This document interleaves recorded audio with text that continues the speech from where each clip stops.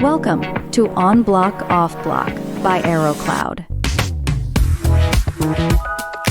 On Block Off Block explores the exciting and ever-growing aviation industry with guests working in and with airports, and is hosted by AeroCloud CEO George Richardson. In this episode, George speaks to Nicola Ciarlante, the CEO of Custom America, about the company's role in the aviation industry, the future of printing technology, and his personal experiences with motorcycles and racing, including winning a Ducati at AeroCloud's competition at PTE Madrid.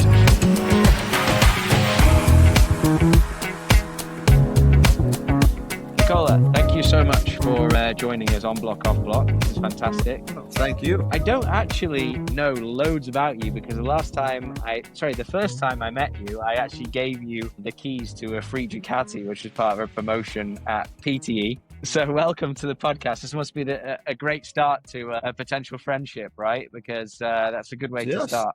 You apparently like giving us orders on motorcycles, so it's interesting. It's definitely interesting. There we go. Well, we'll come on to our business relationship, I suppose, but our business relationship between your business and our business has been pretty much since we started with passenger processing. So thank you very much for joining us. I know a little bit about what your company does, but I wanted to delve down into that a little bit more. So you're the CEO of Custom America. You deliver loads of different OEM, automation, POS, hardware, and software, I believe, to pretty much most industries. But could you give us an introduction specifically, and an introduction with a focus on aviation, of what you provide to our industry and what Sure. you've been doing over your tenure at the business? Absolutely.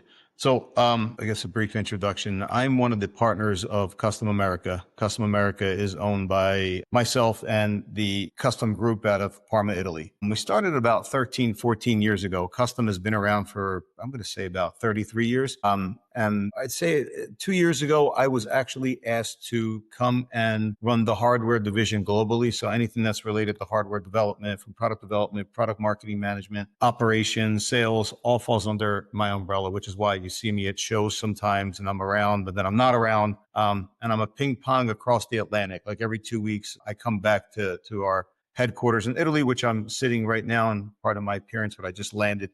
I'm in my comfort clothes. So Custom, I'd say, about 13 years ago, right around when we started Custom America, because we made hardware for ticketing applications for like FIFA, soccer, entertainment, rail, we decided, Gabriele Ruggieri, who you know, who's the head of our aviation division, one floor down from me right now where I'm sitting, we decided to get into the aviation industry, utilizing the know-how that we had in our, we'll say, ticketing world, right? Thermal printing applications. And we started out learning with a lot of different folks what AEA was, because probably back then we didn't even know what AEA was and what the aviation protocols. And we started making a series of products that have been quite successful. I think it started off in the more kiosk base. And then from kiosk applications, we were able to utilize the same hardware inside of kiosks to repackage them into countertop applications or in the counter applications. And what was really interesting about us was that where a lot of other companies are not investing in printing, because we do it in lottery, you have Camelot there in the UK, IGT, a lot of the big players, we make hardware, not only in printing, but even point of sale hardware, kiosks for some of these big companies. So due to the nature of our business, we are constantly investing where others have kind of stopped. So now it's interesting. Some other players are coming back in, but Custom has done a really good job of becoming a serious player in the aviation space, whether it being boarding pass or luggage tag printers.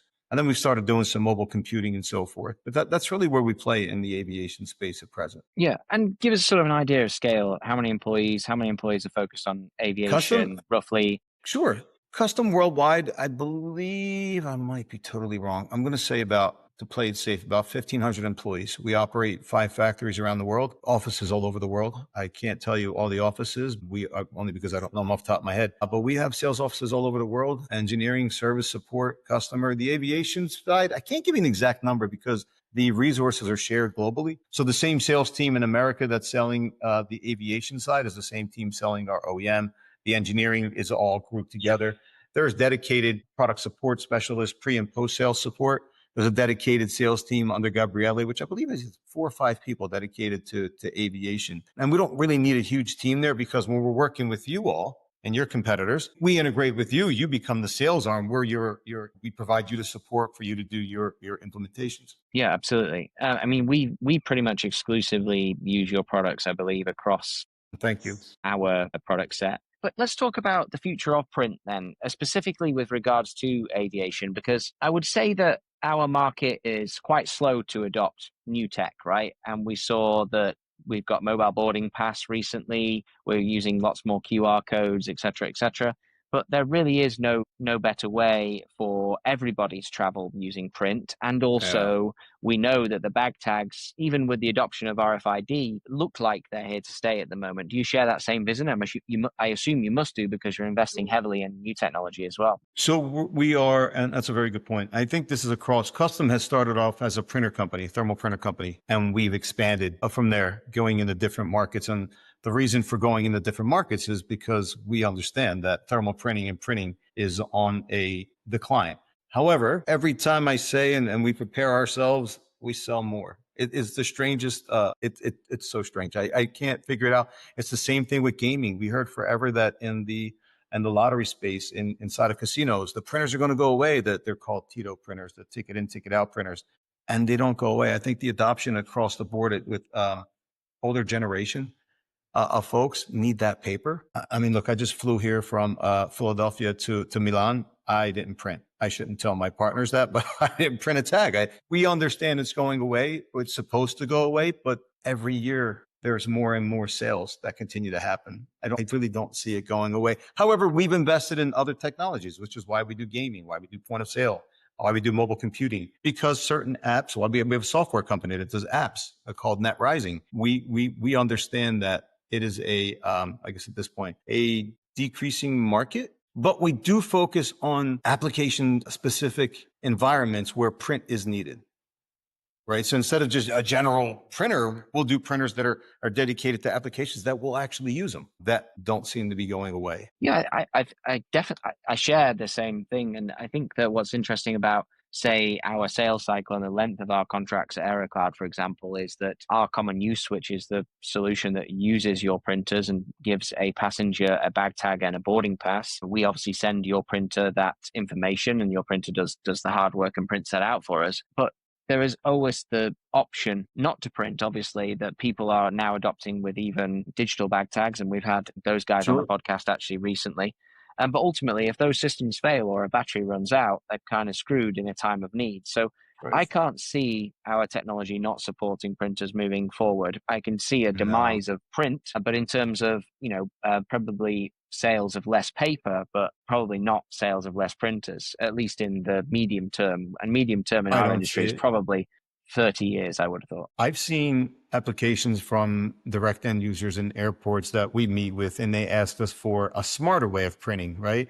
Not that they want to get rid of printing, but instead of having counters and so forth, they've had applications to say, hey, can you design systems where you have proximity? An app will detect the proximity of a printer within a triangulation within an environment, looking at different printers within an environment and saying, hey, this is the closest printer. I do have a need to print. Let's print. And it could be installed on a wall somewhere where it's hidden. I've seen that happen where the requests have been, I don't want to say smarter. We'll go with smarter, right? They've been, instead of having 100 counters, they've been more concentrated on specific applications. But yeah, I don't see a world where at least in my lifetime, where they'll go away. Heck, I had to help a gentleman connect his headphones. There's an older gentleman on the flight over and he couldn't figure out where to plug in his headset.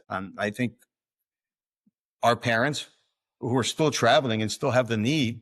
And if your phone battery's dead or if your screen's broken, what do you do? Exactly.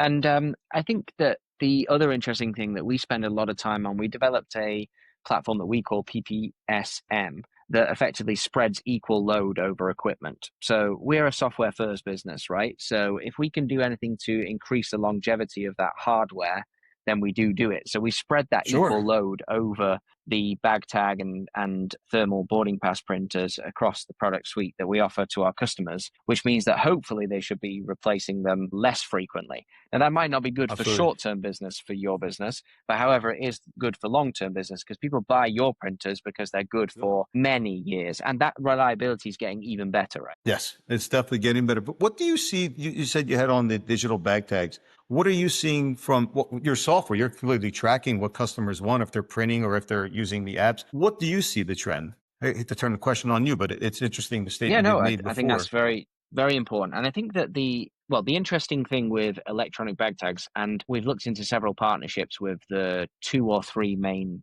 guys that are offering this solution. And the main problem that they're facing at the moment is just pure adoption. So what they need is they need a frequent traveler in order to purchase the electronic bag tag. They need an Sure. airline to purchase it on behalf of the passenger. So therefore, somebody's got to buy it. And that price, even Yeah. with manufacturer costs now, is between $30 and $60 retail, I believe. So let's call that between $10 and $30 cost price. And then you've also got people that only travel once a year. So there's a reluctancy to spend Exactly. that money if they're only traveling that infrequently.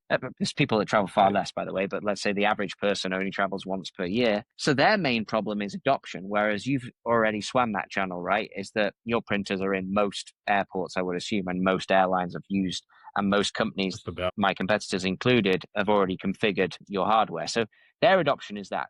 However, the consumer probably wants to see less paper. I think people feel that they want to be, greener, so to speak. And I think they also want reliability, which is a conundrum, really, because the reliable option is most probably a bag tag, not most probably an Most. electronic bag tag at this moment in time.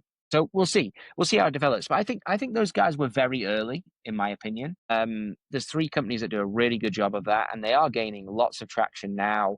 Adoption with the major airlines is now starting to happen, but they were very, very early and spent an awful lot of money being the first to Right. market, but then they didn't have the adoption to meet it. So we obviously want to integrate with them, and we also want to work with them as we want to work with you, because we're agnostic in the sense of we're software first Sure. and we want our software to be in every airport and every airline, but they are still struggling in a phase of adoption.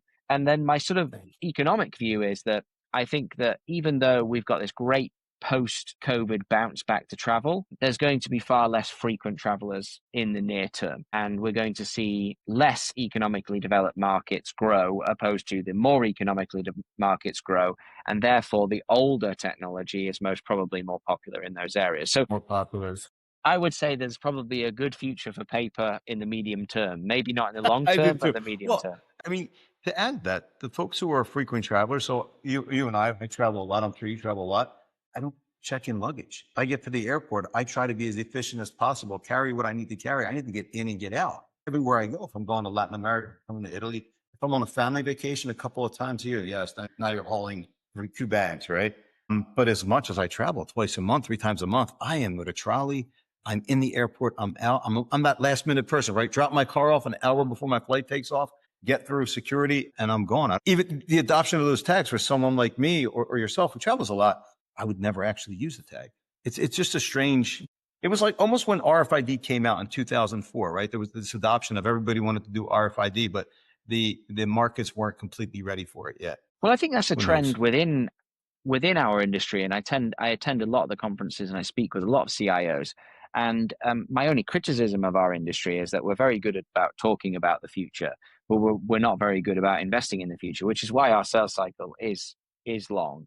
It's very It's long. rewarding when we win, and I'm very comfortable with it now. But other industries move at a faster pace than ours do. I Much mean, faster. sometimes I'm amazed that we actually get these aircraft turn around. But another use case which I see a lot of is the aircraft. Because of travelers like yourself and me, you are right. I travel a lot with hand luggage a lot of the time. I think you're probably in luxury where you've got 2 offices on either side of the Atlantic, like me, where I leave some clothes, for Yep. example.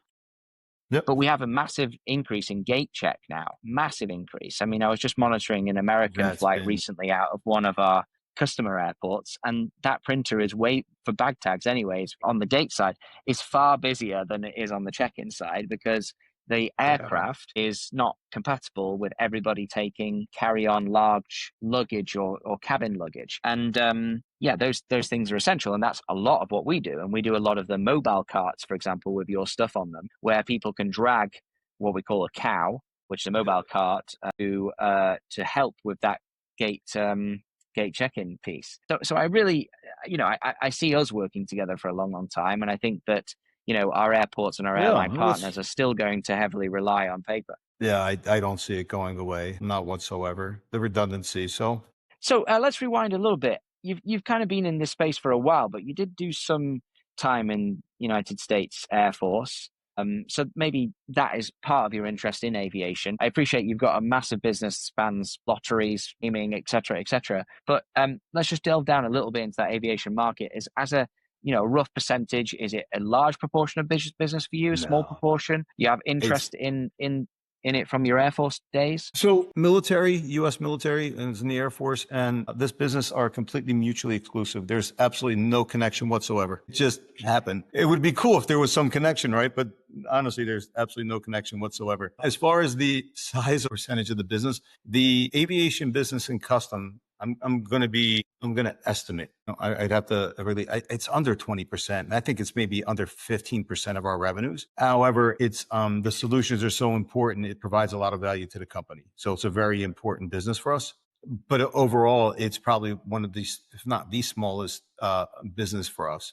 But in comparison to, I have to compare that to lottery, right? So when you roll out a lottery in, say, the state of California, you're talking 40, 50, 30,000 printers, which are repeating every 5 years on how many states, or Camelot or the UK lottery. So it's just relative by the size of the industry, not because we're not investing in it. It's just limited in what we do there. So yeah, point of absolutely. sale, I mean, you are in many respects pretty much, well, maybe if not one of the top two market leaders. The TK 180. I mean, we sell millions of dollars, I believe, of hardware, right? And you're a large proportion of that, and we're a relatively small company just starting out, right? But that is the market leader as far as I'm concerned. It really is. The product it really is the market leader. And I know what we did in the beginning was we listened, we learned. We made a lot of changes in the beginning to adopt the customer applications and the environments. And then what was really successful is taking the kiosk component and repackage it to a countertop. And there's also the 302, the 202, there's the 862. There's always the kiosk version that then has that would be the KPM version, then has a TK version of that specific model number that gives you the countertop.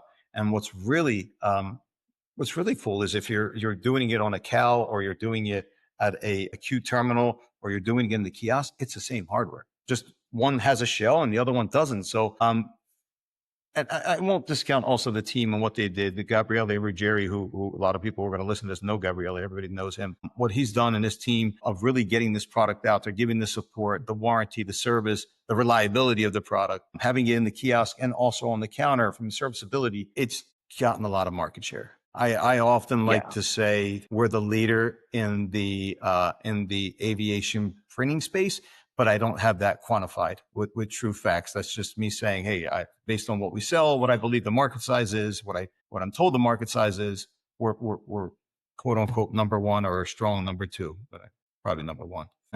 Yeah, of course. I mean, you're competitive like me as well. From the little that we spoke, I fully, you got some fight in you, I'm sure. Let's delve into that a little bit. Like, what's a typical day in the life of your role as a CEO of the company, and what are the sort of things that are keeping you up at night at the moment? I think when we were talking at PTE, you had a lot of let's call it tariff unsurety. What are sort of main challenges that are on your desk right now? So my role, like yourselves, I'm responsible for a lot of different aspects of the company: product development, the product marketing management, which is all manageable, right? You have teams of really qualified people who are doing the market sensing, figuring out where to invest the dollars. You have the processes. You got that. You set up the systems and it all works. It's those unknowns that stop you from actually working. And recently, although we're starting to get over it a little bit because we put systems in place, the tariffs were extremely challenging to us. And they kind of still are when we talk about America, but the volumes are pretty high in America across the board. When you look at the size of the market, we don't know on a day-to-day basis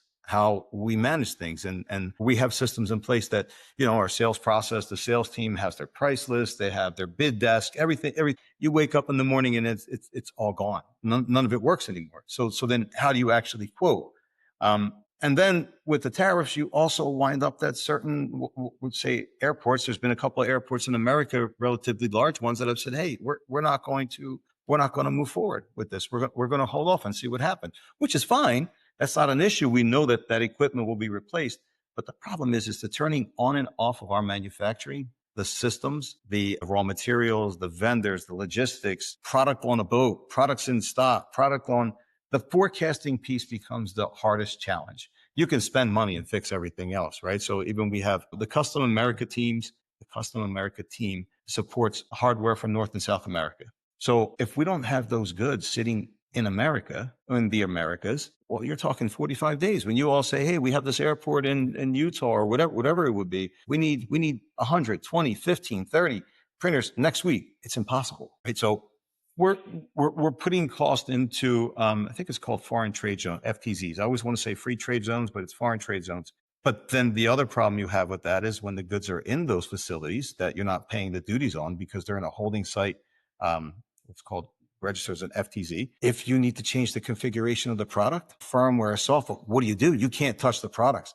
It is really kind of disturbed our business a lot. Those are some of the things that really keep me up at night when things aren't stable. Because you can, like I said, you can plan, you can spend money, you can invest, you can do so many things, hire the right people. It's when things go a little haywire. And I also noticed that a lot of people are afraid to make decisions and it winds up on your desk or my desk. That's the real big challenge that we have. And I just want to tell people, just someone make a decision. We'll figure out if we make a mistake, those become the problems. Yeah, I mean, the modern day manufacturing complexity, I'm sure you could talk about for ages. And one of the ways that we've done that with your business, and Phil, who deals directly with your airport team from my team, she's trying her best to sort of forward buy, and then we can guarantee the price to for our deals and our customers. And that's been a big thing. I mean, we have two warehouses, or one warehouse now. We're starting another warehouse, one in Florida, one on LA, and we're trying to stock in advance because we also have forecast of our pipeline deals. So now we're much better at forecasting those, which then gives better forecast to you, which is pretty much the only thing that you said when we had a coffee at PTE,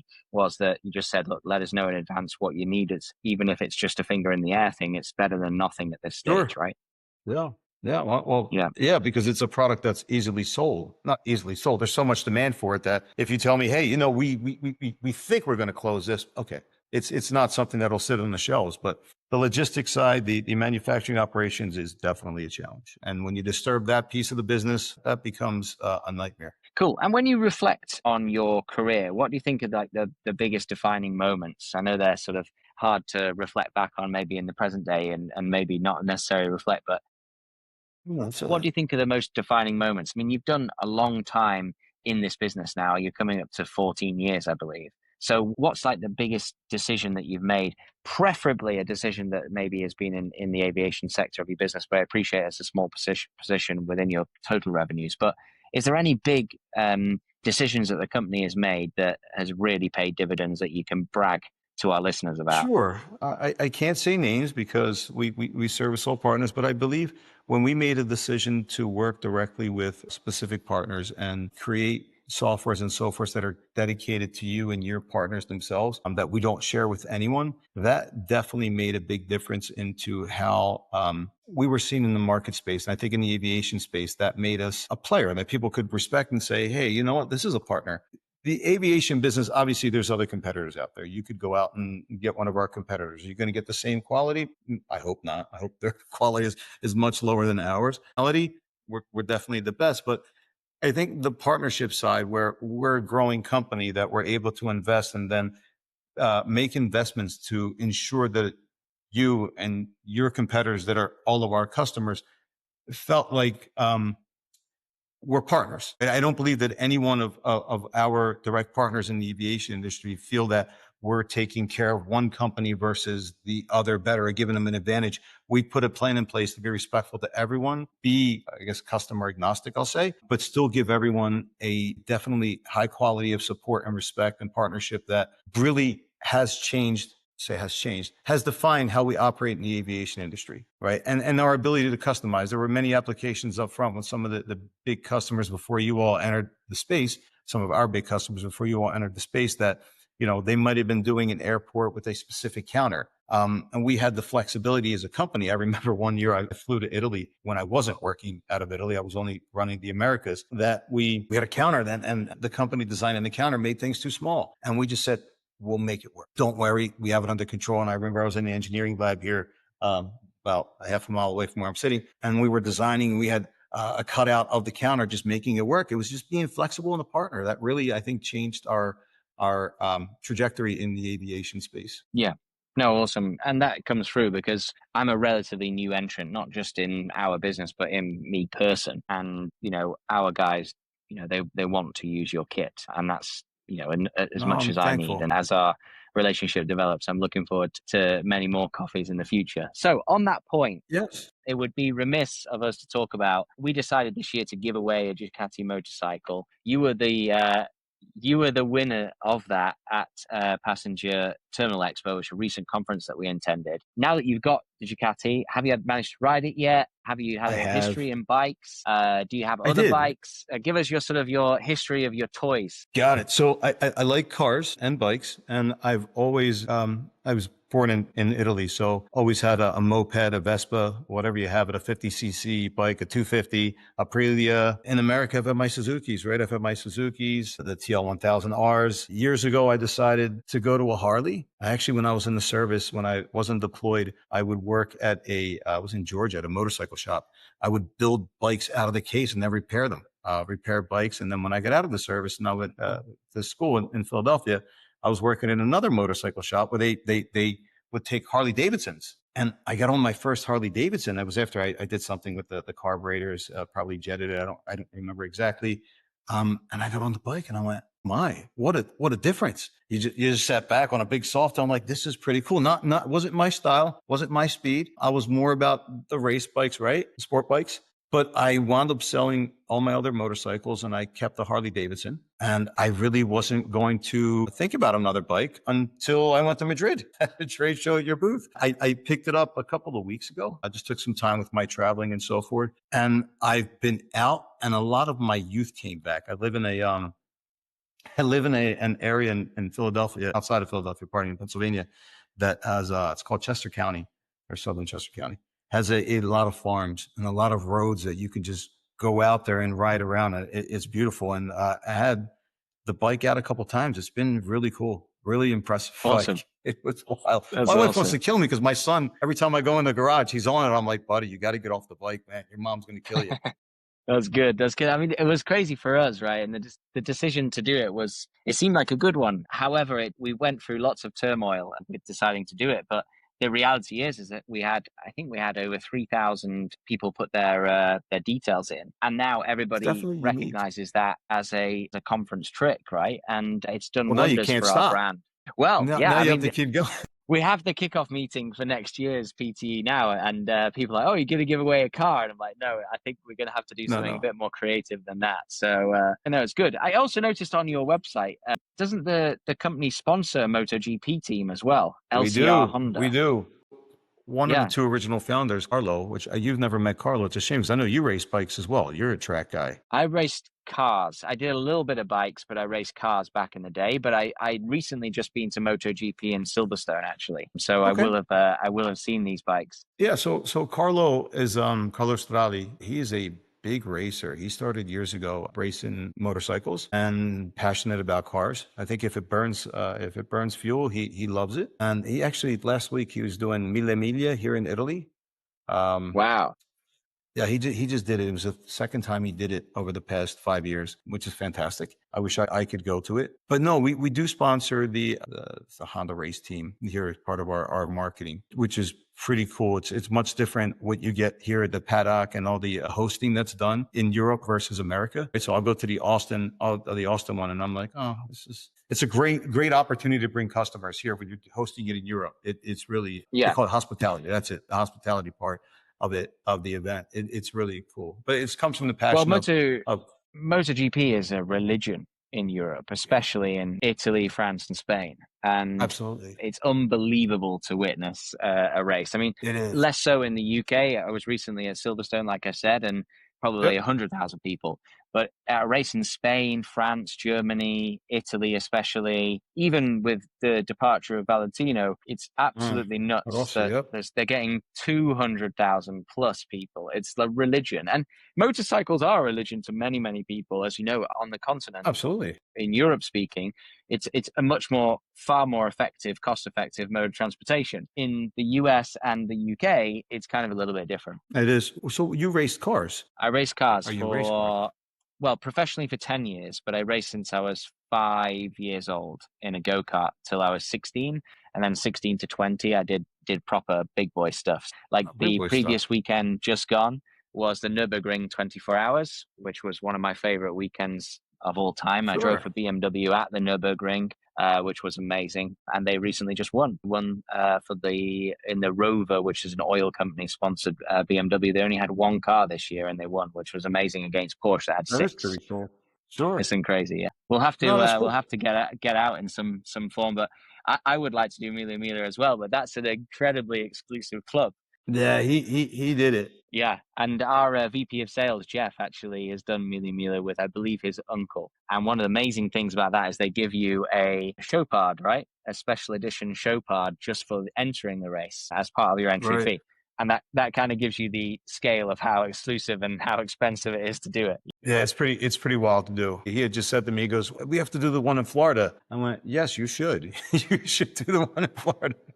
No, that's actually a pretty cool event. It's pretty awesome. Absolutely. Cool. Well, thank you so much for joining us. I appreciate you taking the time, given that you've just got off the plane.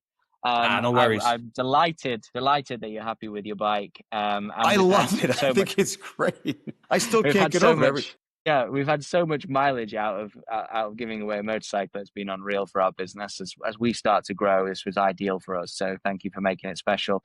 I'll also you made it special for me. You didn't. Yeah, thank you. I'll also put a clip in the podcast because somebody actually recorded you when you were waiting. We had this sea of people, if you can recall, and I was stood on top of our stand with a microphone. And I was super nervous about the speech that we gave, but we had literally the whole of the conference completely captive for about 3 minutes. So it's fantastic. Yes. If people didn't know what we did, they now know it. So it's great for us. So thank you. Oh, smart. Very smart. Yeah, I had some choice words. I probably should have not used the word I used, but I was very surprised. We'll bleep those out.